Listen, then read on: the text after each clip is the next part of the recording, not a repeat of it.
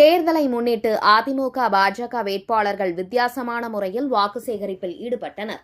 தமிழகம் முழுவதும் தேர்தல் திருவிழா விறுவிறுப்பாக நடைபெற்று வருகிறது.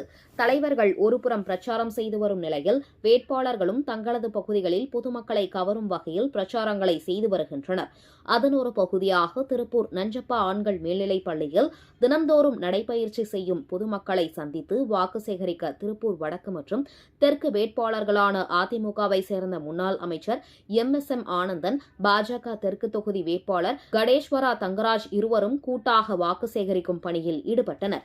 நடைபயிற்சி சென்றபோது மக்களிடம் தேசிய ஜனநாயக கூட்டணிக்கு வாக்களிக்குமாறும் கேட்டுக் கொண்டனர். மேலும் அதிமுக ஆட்சிக் காலத்தில் தான் திருப்பூருக்கு அனைத்து திட்டங்களும் கொண்டுவரப்பட்டது என்றும், அதேபோன்று மத்திய அரசின் மூலமாக தமிழகத்திற்கு ஏகப்பட்ட திட்டங்கள் கொண்டுவரப்பட்டது என்றும் பேசினார். இதனைத் தொடர்ந்து அங்கு கூடைப்பந்து விளையாடிக் கொண்டிருந்தவர்களுடன் இணைந்து கூடைப்பந்து விளையாடி வாக்கு சேகரித்தனர்.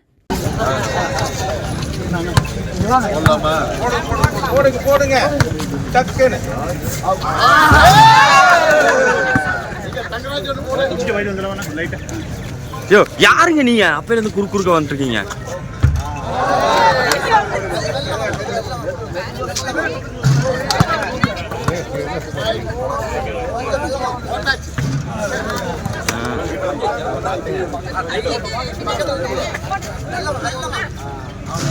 Hey!